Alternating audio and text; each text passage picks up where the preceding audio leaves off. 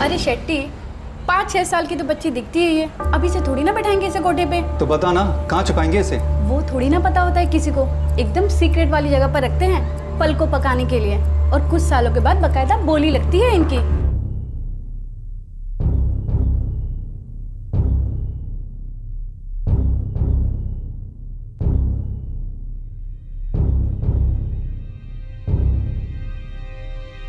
मैं अदालत के फैसले का इंतजार नहीं करूंगी। मैंने फैसला किया है कि आज के बाद तुम अपनी बीवी और बच्चे का मुंह नहीं देखोगी। गीता हमारी बेटी जैसी थी। अगर रत्ती भर भी इंसानियत बची है, शर्म बची है, तो पुलिस को बता दो कि वो दोनों मासूम बच्चे कहाँ हैं। मुझे नहीं पता, मैं पुलिस को बता चुका। मैं भी बता चुकी हूँ कि 9 फरवरी को तुम बेलगांव से बाहर गए।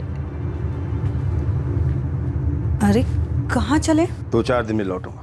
पर जा कहाँ रहे हो आप? एक काम है, निपटा के आता हूँ, चलता हूँ। पुलिस का कहना है कि प्रसाद के कत्ल के साथ साथ तुम पर गीता के कत्ल का भी इल्जाम लगेगा, क्योंकि पुलिस को पता चला है कि गीता के कत्ल के वक्त तुम LFP में मौजूद थे। हालांकि तुम मुझे बिना बताए वहां गए थे। प्रसाद और गीता के कत्ल के अलावा पुलिस का कहना है कि तुम पर दोनों बच्चों के कत्ल का भी इल्जाम लगेगा। क्या तुमने दोनों बच्चों को भी मार डाला राजीव? आपको कितनी बार फोन किया राजीव, आप फोन नहीं उठाते। मैंने कहा था तुमसे गीता, मुझे फोन मत करो। अब मैं तुम्हारी कोई मदद नहीं कर सकता। तुम अपनी जिंदगी खुद संभालो। मेरे और मेरी बच्चों की जिंदगी बिगाड़ने में आपका हाथ रहा है, तो बनाने में क्यों नहीं? मैंने कहा था तुमसे, वापस चले जाओ प्रसाद के साथ केरला। प्रसाद को तो आप मार चुके राजीव। हम अभी जिंदा हैं, पर जिंदा होकर भी जी नहीं रहे हैं। रेंग रहे हैं कीड़ों की तरह, जहां पर रहते किसी भी दिन भगा दिए जा सकते हैं। आप LFP कब आ रहे हैं? मैं नहीं आ रहा। मुझे आपसे आमने सामने बात करनी है राजीव, आइए। मुझे तुमसे कोई बात नहीं करनी। फिर तो मेरे पास और कोई चारा ही नहीं बचता। पुलिस से जाके बात कर लेती हूँ, कबूल कर लेती हूँ प्रसाद का कत्ल।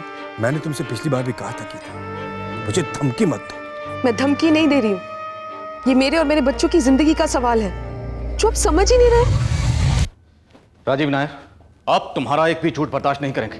बोलो बोलो, बच्चे कहाँ हैं? गीता मुझे धमकियां दे रही थी कि वो मेरी सच्चाई दुनिया को बता देगी और खुदकुशी कर लेगी। और बच्चों के साथ क्या करेगी? बोलो राजीव नायर, बच्चे कहाँ हैं? क्या किया तुमने बच्चों के साथ?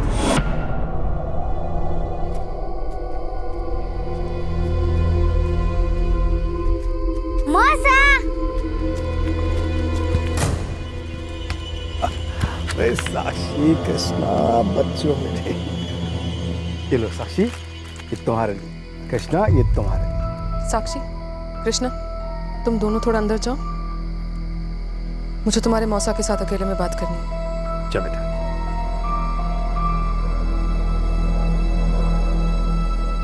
मुझे तो लगा था जब तक मैं पहुंचूंगा तुम जान दे चुकी होगी। आप तो पहले से मेरी जान ले चुके हैं। भीख मांगती हूँ अपना और अपने बच्चों का पेट पालने के लिए। देखिए किस हालत में जीते हैं हम। चीची,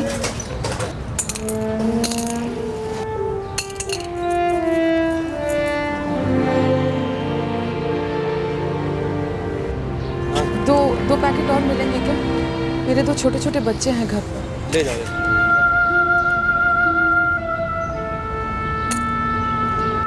ये है उस गीता की हालत जिसे छूते आपको स्वर्ग महसूस होता था, जिससे जिंदगी भर प्यार करने का वादा करते रहे और जिससे मिलने के लिए आपसे रहा नहीं जाता था। ये है उस गीता की हालत। अपनी इस हालत के लिए तुम खुद जिम्मेदार होगी। ने कहा था तुमसे चली जाओ प्रसाद के साथ केरला, नहीं मानी? बहुत सही सलाह दी थी मैंने। हम दोनों के बीच जो कुछ हुआ वो कुछ दिनों का खुमार था, फिर भी तुमने मुझे मजबूर किया प्रसाद को मारने के लिए। और अब तुम खुदकुशी करने की धमकी दे। तुम्हें जो करना है करो, मुझे इस सब में मत घसीटो। देखो राजीव, या तो तुम मुझसे शादी कर लो और मुझे और मेरे बच्चों को एक अच्छी जिंदगी दो, या फिर मेरे साथ डूबने के लिए तैयार हो जाओ। मैं अब एक और दिन, एक और मिनट भी भीख नहीं मांगूंगी, और ना ही तुम्हें अपने परिवार के साथ मजे से जिंदगी जीने दूंगी। मुझे मेरा हक चाहिए। उसे छूना तो दूर, अब उसके नाम से भी मुझे घिन आती थी, और वो मेरे सीने पर बैठकर धमकी पे धमकी दिए जा रही थी। सब कुछ बर्बाद करने पर तुली थी। एक तरफ उसकी धमकियां थी और दूसरी तरफ प्रसाद के खून का बोझ।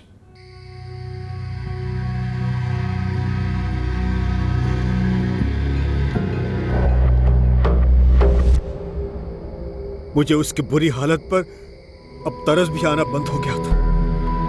मेरे लिए तो सीने का पत्थर थी वो, एक ऐसा पत्थर जिसका भार अब मुझे उठाया नहीं जा रहा था। मैं अब चैन की सांस तभी ले सकता था जब गीता की सांस बंद हो जाती।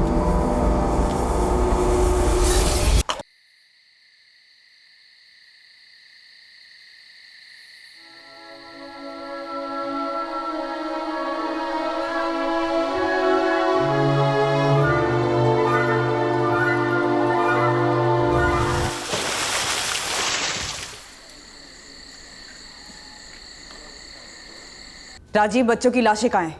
दफना दिया उन्हें कहीं? नहीं, तुम दोनों ने अपने अफेयर के लिए प्रसाद को मार डाला, फिर तुमने गीता को भी मार दिया क्योंकि वो प्रसाद के मर्डर को लेकर तुम्हें धमकी दे रही थी।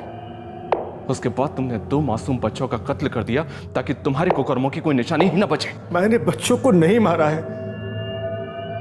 मैं बच्चों को कभी नहीं मार सकता। तो फिर राजीव, बच्चे कहाँ हैं?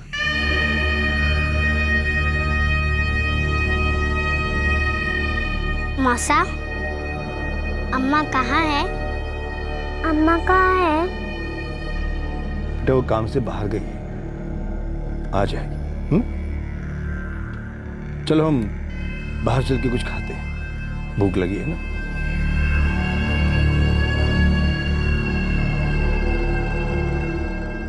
मौसा, अम्मा कहाँ है? मौसा, अम्मा घर आ गई होगी। अम्मा के लिए भी कुछ खाने के लिए लेके चले? नहीं बेटा, वो खाकर गई। मेरी बात हुई, उसने तुम दोनों को भी अपने पास बुलाया है। पर कहाँ?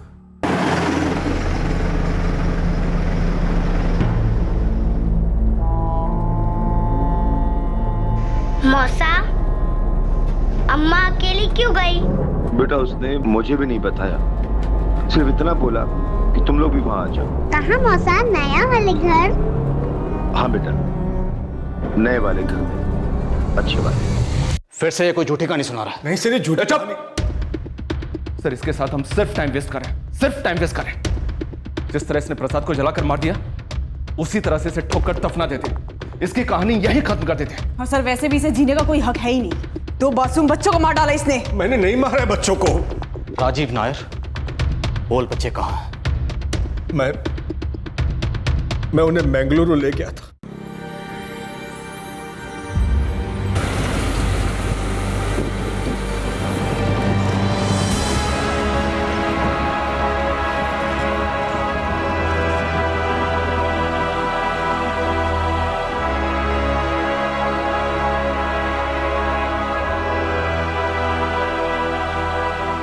मौसा, अम्मा से कब मिलेंगे? बहुत जल्द साक्षी, बहुत जल्द। कृष्णा बेटा, तुम यहीं बैठना अपनी बहन के साथ। हाँ, मैं अभी कुछ देर में। ठीक है मौसा।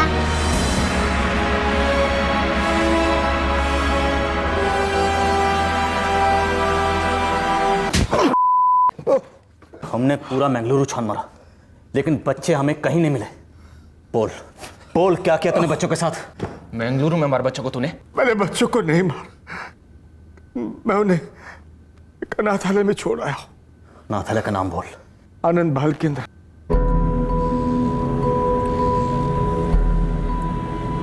सर ये फिर से गेम खेल रहा है, झूठ बोल रहा है। हो सकता है, पर दुआ करता हूं कि इसका झूठ सच साबित हो।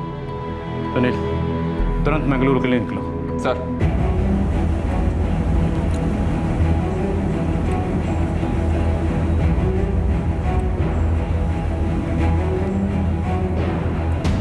जया जी, अब हमें पता चला है पूरी तरह कि आपकी बेटी गीता ने आत्महत्या नहीं की, उसका मर्डर हुआ है।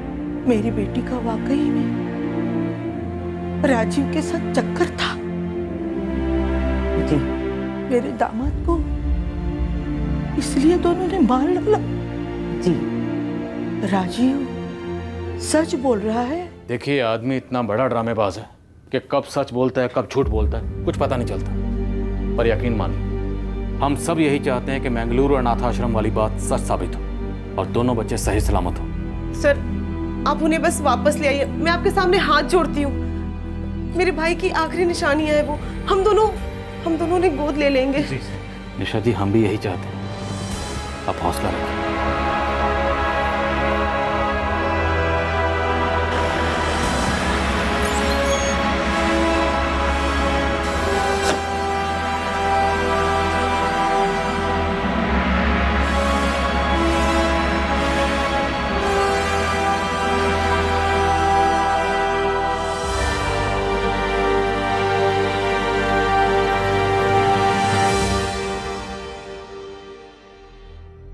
जी नहीं, ये बच्चे हमारे यहाँ नहीं लाए गए कभी। मैडम प्लीज इन बच्चों को ध्यान से देखिए। 11 फरवरी को कृष्णा और साक्षी। नाम पढ़ा मैंने, लेकिन ये हमारे यहाँ नहीं लाए गए, न 11 फरवरी को न किसी और डेट को। पर इन बच्चों की माँ की मौसा ने खुद हमसे कहा है कि उसने इन बच्चों को यहीं छोड़ा है। सर, ये कोई पोस्ट ऑफिस नहीं है जहाँ बच्चे को धकेल दिया जाए और फिर निकाल लिया जाए। यहाँ हर बच्चे को लाने वाले का पूरा बैकग्राउंड चेक किया जाता है और लाए हुए हर बच्चे का भी। जरा सा भी डाउट हुआ कि बच्चा किडनैप्ड है या कुछ और, तो हम तुरंत पुलिस को कांटेक्ट करते हैं।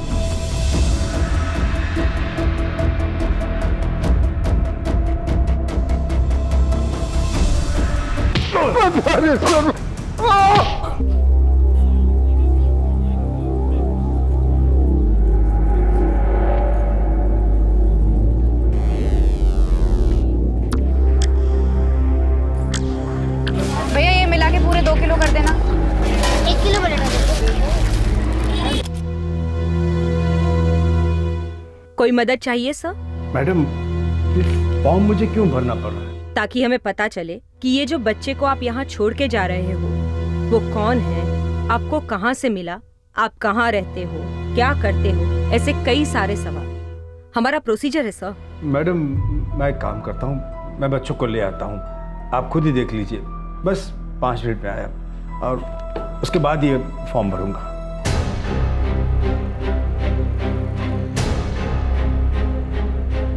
सर, ऑर्फनेज के सीसीटीवी में बच्चे तो नहीं दिखे, पर ये राजीव वहां गया तो था। तो फिर सर ये ऑर्फनेज वाली बात पूरी झूठ नहीं है। मैं बच्चों के पास ही लौटा, फिर समझ नहीं आ रहा था क्या करूं। क्या किया? बच्चों के साथ क्या किया? बस उनका हाथ पकड़ा और चलता गया। कोई जगह ढूंढ रहा था जहां मैं उन्हें छोड़कर निकल जाऊं, लेकिन डर भी था अगर उन्होंने कुछ बोल दिया और आप लोग मुझ तक पहुंच गए तो सब गड़बड़ा जाएगा। मौसा, हम लोग बहुत दूर आ गए हैं ना? हाँ बेटा। और अम्मा क्यों नहीं आई अभी तक यहाँ? बेटा, मैं अम्मा के फोन का इंतजार कर रहा हूँ। जब मम्मा का फोन आएगा ना, मुझे उनसे बात कराना। हाँ बेटा, बात कर लेना।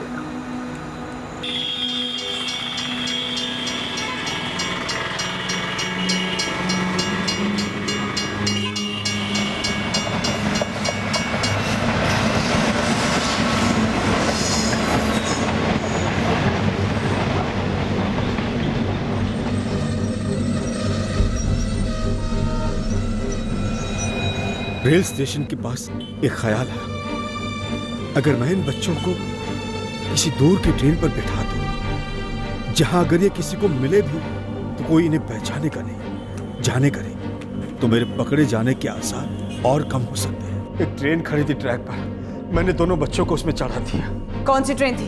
कहाँ जा रही थी? मुझे नहीं पता, मेल ट्रेन थी, सिग्नल के लिए रुकी थी। बैठ बैठ बैठ। साक्षी, कृष्णा, तुम दोनों यहीं बैठना, यहाँ से कहीं जाना। हाँ, मैं भी पानी लेके आता हूँ। मौसा, ट्रेन चालू हो जाएगी। नहीं बेटा, नहीं जाएगी, डरो मत। कृष्णा, तुम साक्षी का हाथ पकड़ के रखो। हाथ पकड़ो, शाबाश, छोड़ना नहीं है बेटा, डरो मत बेटा। मैं यूं गया और यूं आया।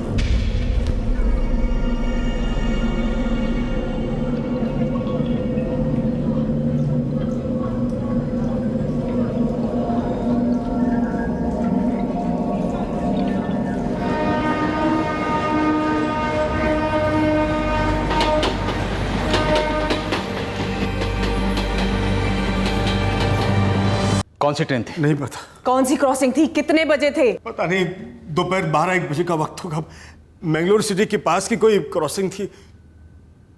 मैंने बच्चों को नहीं मारा, मैं बच्चों से बहुत प्यार करता था सर। मैंने बस उन्हें अपनी तकदीर के हवाले छोड़ दिया सर।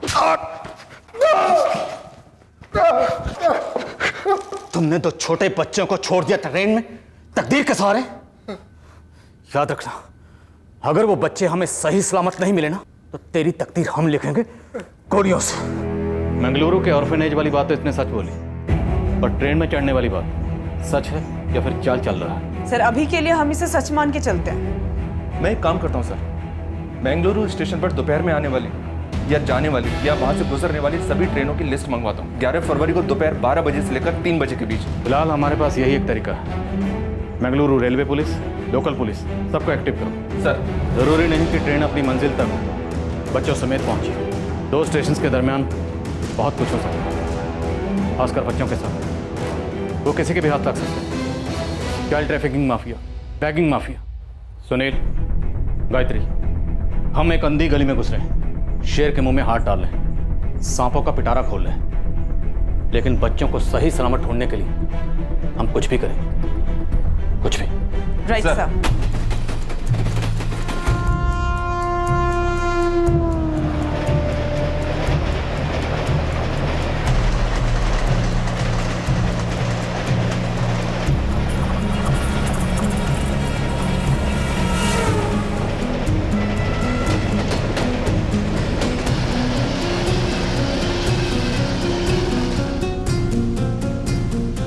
फरवरी को दोपहर 12 से 2 के बीच में 2 ट्रेन निकलती है इसी रूट पर, और दोनों मेल ट्रेन हैं। सर, मुझे दोनों ट्रेन के रूट मैप्स चाहिए। पहली ट्रेन जो निकली वो 1:15 बजे थी, त्रिवंद्रम राजकोट एक्सप्रेस, जो मैंगलोर होल्ड करती है, और दूसरी ट्रेन है थाना एक्सप्रेस, जो यहाँ से 1:45 बजे निकलती है। हमारे पास बस इतनी इन्फॉर्मेशन है कि 11 फरवरी को दोपहर में हुआ था। तो फिर आपके काम की ये 2 ट्रेन है मैडम, और पनवेल तक दोनों के रूट्स बिल्कुल सेम है। बस उसके बाद वसई जंक्शन से त्रिवंद्रम राजकोट एक्सप्रेस मुड़ती है, पर मैंगलोर थाना एक्सप्रेस सीधे थाने जाती है।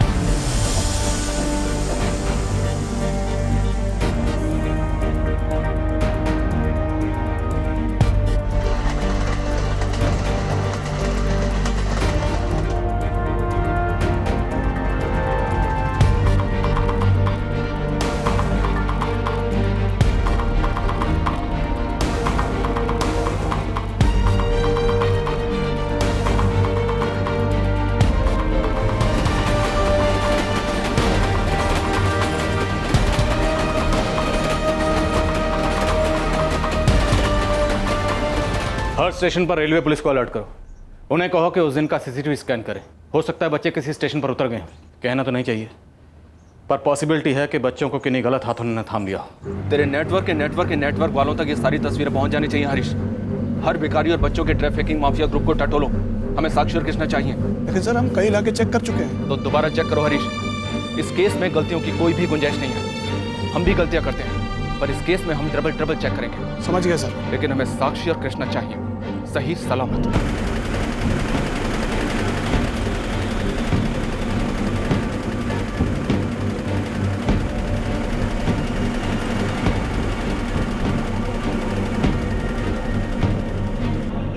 जी नहीं, रत्नागिरी की सीसीटीवी फुटेज में बच्चे दिखाई नहीं दिए हैं। 11 और 12 फरवरी की कानकोना स्टेशन की फुटेज स्कैन हुई है, बच्चे स्पॉट नहीं हुए। कारवार स्टेशन के सारे कैमरास के फुटेज डबल स्कैन हुए हैं। 11 और 12 फरवरी को ये दोनों बच्चे स्टेशन पर कहीं नहीं दिखे।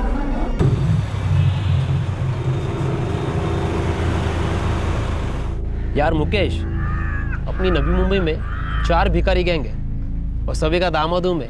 अगर ये बच्चे उनके पास होते ना तो दहेज समझ के फटाक से दे देते।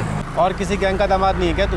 गैंग तो बहुत है, पर क्या है ना, इस बच्चे के साथ एक बच्ची भी है, समझा? और बच्चों का साला मार्केट ही अलग है और मैं उनसे दूर रहता हूँ। लेकिन तुम लोगों को उधर हाथ तो डालना ही पड़ेगा।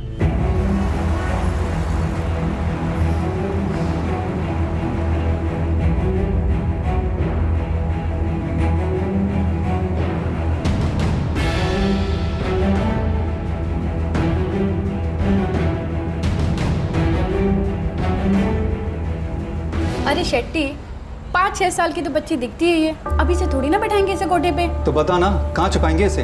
वो थोड़ी ना पता होता है किसी को, एकदम सीक्रेट वाली जगह पर रखते हैं, पल को पकाने के लिए, और कुछ सालों के बाद बकायदा बोली लगती है इनकी। निशा जी, आप अंदाजा नहीं लगा सकती कि उन दोनों बच्चों को ढूंढने के लिए हम क्या क्या कर रहे हैं, बट सैडली हमारे हाथ कोई ठोस सबूत नहीं लग रहे हैं। वो दोनों बच्चे बहुत छोटे हैं, बस ट्रेन में बैठे रहेंगे उस राजीव के लौटने के लिए, मरने के लिए छोड़ गया उन्हें। निशा जी, उस रूट के हर ट्रेन के हर स्टॉपेज, हर स्टेशन, हर जंक्शन पे हमने अपने आदमी लगा रखे हैं। बस एक बार पता चल जाए कि वो बच्चे किस स्टॉप पे उतरे थे। उतरे होंगे, ऑब्वियसली उतरे होंगे, और उतरने के बाद किसी से कुछ पूछा होगा, या फिर इन्हें अकेले देखकर किसी ने इनसे कुछ पूछा होगा जरूर। सर, बेंगलुरु से थाने और राजकोट हर एक रेलवे स्टेशन पर ढूंढा है ना sir. Child trafficking mafia, begging mafia, हर तरह की माफिया को खंगाला है, पर कुछ नहीं मिला। हाँ, अगर ट्रैफिकिंग के जरिए इन दोनों को और आगे ले जाएगा सर, तो कम से कम उसका एक हिंट तो मिले, तभी तो हम आगे का नेटवर्क फैला सकते हैं। कैसा आदमी है, पहले माँ बाप को मार डाला, फिर 2 छोटे मासूम बच्चों को छोड़ दिया ट्रेन में तकदीर के सहारे। सुनील, गायत्री, ट्रेन में चढ़ने वाली बात झूठ हुई तो? सर, वो मैंगलोर गया था ये तो सच है, और ऑर्फनेज भी गया था ये भी सच है। और ये ट्रेन वाली बात झूठ या सच, ये तो तभी पता चलेगा सर जब बच्चे मिलेंगे। पर क्या बच्चे मिलेंगे?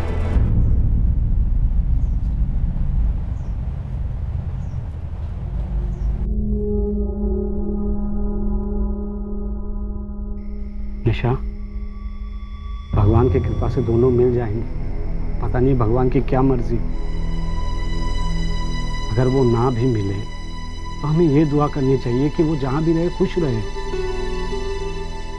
जो जिंदगी उनको अपने माँ बाप से नहीं मिली वो वहाँ मिल जाए। दरअसल उस पॉइंट पर ना सिर्फ हम ब्लैंक थे बल्कि हताश भी थे। इन 2 छोटे मासूम बच्चों के इन्वॉल्वमेंट की वजह से ये केस हमारे लिए अब एक पर्सनल केस बन गया था, और इन दोनों का ना मिलना हमें एक पर्सनल सी हार लग रही थी। फाइनली हुआ क्या सर? आपने केस यहीं क्लोज कर दिया था? नो, वो हमने नहीं किया। हमारी उम्मीदें कुचली जरूर गई थी पर खत्म नहीं। और उसी दौरान एक और बच्चा रास्ता भटक गया। अरुण എന്താ നായരാണോ നമ്പ്യാരാണോ അല്ല മേനോനാണോ? വീട്ടിലാരുടെങ്കിലും പേര് ഓർമ്മയുണ്ടോ മോന്? മോൻ്റെ നാട് എവിടെയാ? സ്കൂളിൻ്റെ പേര് ഓർമ്മയുണ്ടോ? ഒന്ന് ഓർമ്മിച്ചേ പറ മോനെ. എന്നൊരു കാര്യം പറ, മോൻ വണ്ടി എവിടെ നിന്നാണ് കയറിയത്? ഏത് സ്റ്റേഷൻ എന്നാ?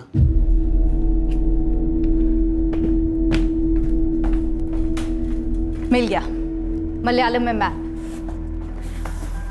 पता नहीं कितना हेल्प होगा, ये कुछ भी रिकलेक्ट नहीं कर पा रहे। ट्राई करते हैं शशि, पूछो। മോനെ, ഇതിലേതെങ്കിലും സ്ഥലം ഓർമ്മയുണ്ടോ? ഇതിൽ മോൻ്റെ വീട് എവിടെയാ? देखो बेटा, ये केरला का मैप है। इसमें तुम्हारा गांव कौन सा है? Your village. നാട് എവിടെയാന്ന്? വീട് എവിടെയാന്ന് മോനെ? ഒന്ന് ഓർമ്മിച്ചേ. എല്ലാ ഞായറാഴ്ചയും അങ്കിൾ എന്നെ മാർക്കറ്റിൽ കൊണ്ടുപോകാറുണ്ട്. क्या मार्केट? क्या वो अंकल है ना इनका, वो मार्केट में हर संडे लेके जाते थे। कौन सी मार्केट में? ഓർമ്മയുണ്ടോ മോനെ? എവിടെയാ മാർക്കറ്റ്? അത് എവിടെയാ മാർക്കറ്റ്? ഓർമ്മ വരുന്നില്ല. याद नहीं कर पा रहे। आपको ना वेट करना होगा, 2 दिन हुए हैं ना। केरला में जहाँ जहाँ फोटो भेजे अरुण के, कहीं से कोई रेस्पॉन्स आना चाहिए। अब तो वही ऑप्शन बाकी है। But thank you so much Shashi हमारी हेल्प करने के लिए, वरना हम तो उस बच्चे से उसका नाम तक नहीं निकलवा पा रहे थे।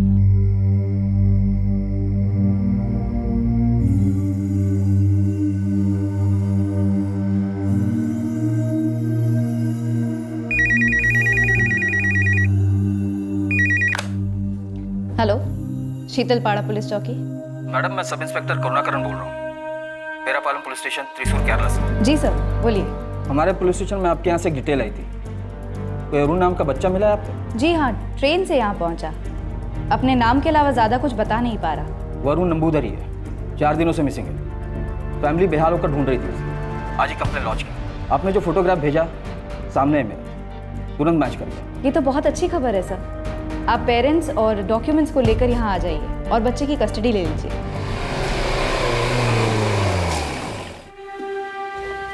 आइए सर।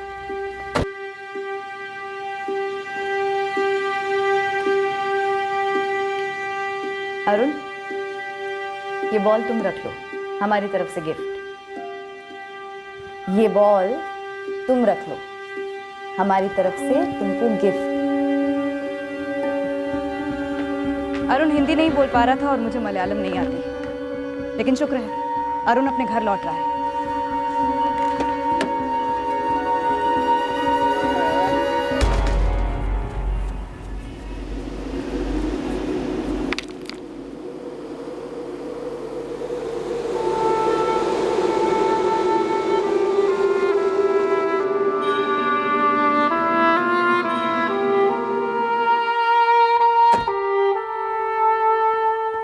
क्या हुआ सर?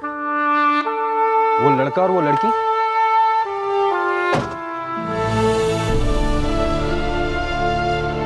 कृष्णा और साक्षी? हाँ, पता है मुझे। इनफैक्ट केरला के हर पुलिस स्टेशन को पता है।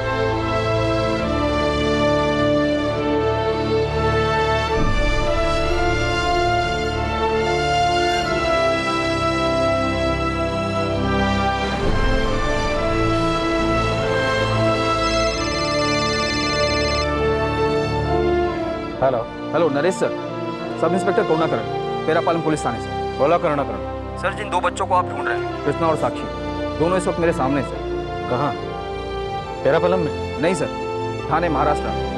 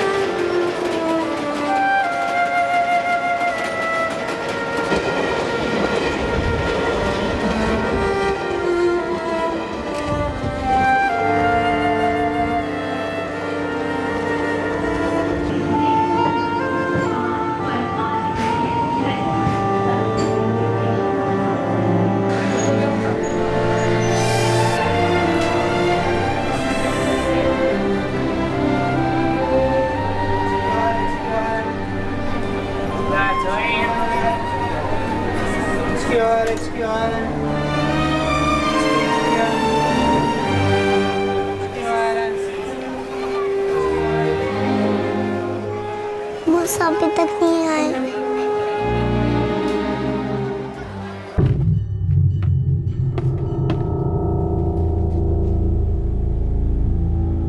ए, कौन है तुम दोनों? और यहाँ क्या कर रहे हो? चलो उतरो, सोने की जगह नहीं है, चलो। वो मौसा आने वाले हमें ले। कौन है वो? मौसा। कहाँ गए वो? पानी लेने। कृष्णा और साक्षी, तुम दोनों भाई बहन हो? डरो मत बेटा, अच्छे से जवाब दो। तुम दोनों भाई बहन हो? अच्छा, तुम्हारा पूरा नाम क्या है? सरनेम क्या है तुम्हारा? मेनन। तुम्हारे मौसा का नाम क्या है? मौसा। मौसा का कोई और नाम भी तो होगा ना? अच्छा, तुम्हें याद है वो किस जगह उतरे थे पानी लेने के लिए? तुम्हें अपने मम्मी पापा का नाम पता है? गीता, प्रसाद। तुम्हारे पापा क्या काम करते हैं? चला गया। और मम्मी? माँ मंदिर के बाहर भीख मांगती है। कौन से मंदिर के बाहर?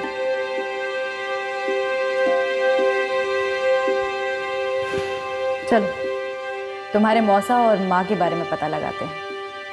तब तक तुम ये बिस्किट खाओ। डरो मत, बिस्किट खाओ।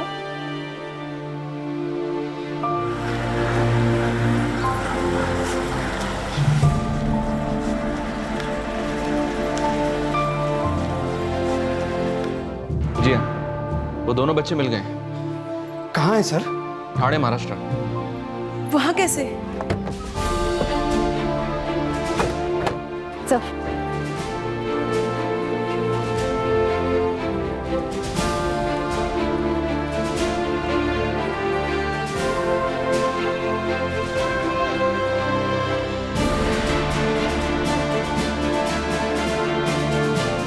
हम आपको बता नहीं सकते इन बच्चों को सही सलामत देखकर हमें कितना सुकून मिला।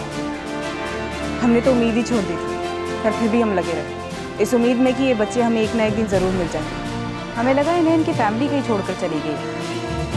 हमें आप लोगों के केस के बारे में पता ही नहीं था। सर, हमारी अम्मा।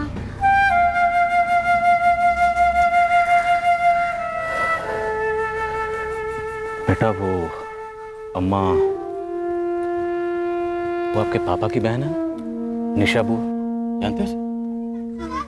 कल आपको लेने आएंगे। मौसा कहाँ है? हमें ट्रेन में बिठाकर पानी लेने गए थे और अभी तक वापस नहीं आए। सर, हमारी अम्मा क्यों नहीं आई? पहले पापा कहीं चले गए। अम्मा बोली कि आ जाएंगे, फिर अम्मा भी कहीं चली गई। काम करते हैं, पहले घर चलते हैं, फिर सब कुछ ठीक हो जाएगा। घर जाना आपको?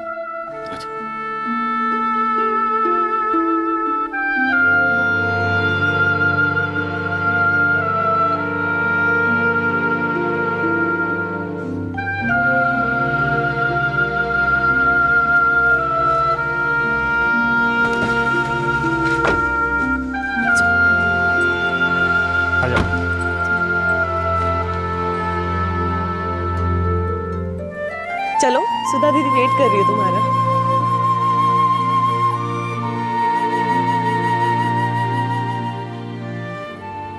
मैंने कहा था ना आपसे, बच्चों के साथ मैंने कुछ नहीं किया है। अगर मुझे मौका मिले ना तो तेरे टुकड़े टुकड़े कर दूंगी मैं। पहले मेरी बेटी और दामाद की जिंदगी बर्बाद कर दी, फिर उनकी जान भी ले ली। और मेरी जिंदगी का क्या? वो बर्बाद नहीं होगी? नहीं, बहुत बर्बादी बाकी है।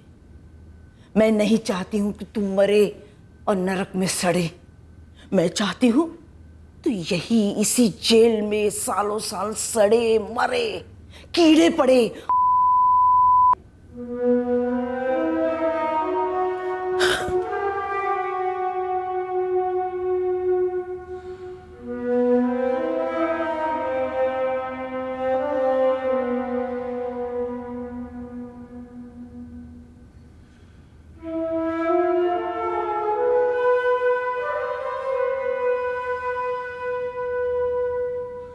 दो मर्डर्स, इतना ट्रैजिक केस, लेकिन एक बात पॉजिटिव ये थी कि दोनों बच्चे सही सलामत मिल गए और उनको एक अच्छा घर भी मिल गया।